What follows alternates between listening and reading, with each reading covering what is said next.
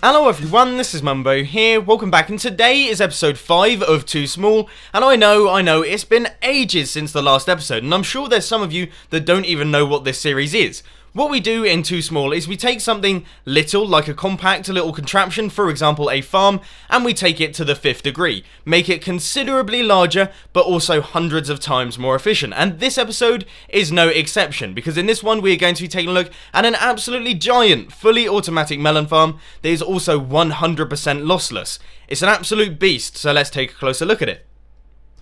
Now, as you can see from these starting cinematics, this design is not for the faint-hearted. First off, it is absolutely huge and it uses a metric butt ton of resources. We're talking hoppers, pistons, minecarts, you name it, is probably in this build and in a very large quantity. And the next thing that I want to bring up is that this build generates a lot of lag. I have a Hadron Collider of a computer and it is still struggling, so seriously, download this world at your own risk. But the reason that we are taking a look at it today is because I want to showcase some of the really cool concepts that are used inside this build.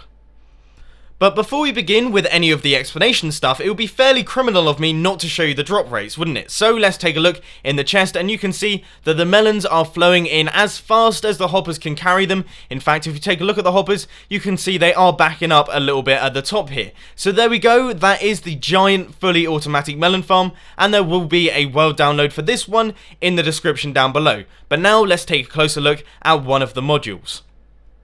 And here it is, in all of its glory. Now the reason that we're taking a look at this is because it uses a bit of a strange concept that was originally thought up by a YouTuber who goes by the name of Deco the Redstone, and I'll put a link to his channel in the description. But the way that it works is using stacked hopper minecarts. Now if you don't know, stacked minecarts are a little bit weird, and when they come off the end of a rail, they will just keep on moving as if there is a rail underneath them. And what we're going to do is use that so that these hopper minecarts just travel along across the dirt, picking up all of the items, then they will bounce back to the other end and drop all of the items off into that hopper so that all of the melons will flow into the chest.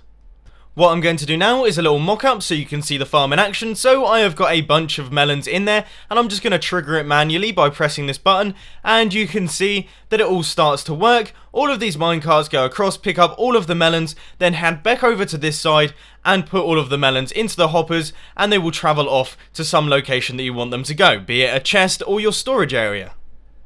As I mentioned earlier, this design is 100% lossless. You will never get any missing melons, you will pick up every single one, so that is pretty good. Now unfortunately you're not going to be getting a tutorial from me on this design, however I have come up with a way to make it a little bit more survival friendly, so you could be seeing that at some point in the near future. But unfortunately that is all I've got time for this week, so if you did enjoy this video, please be sure to hit that like button, and if you really loved it then make sure to subscribe. But thanks for watching guys, this has been Mumbo, and I'm out. I'll see you later.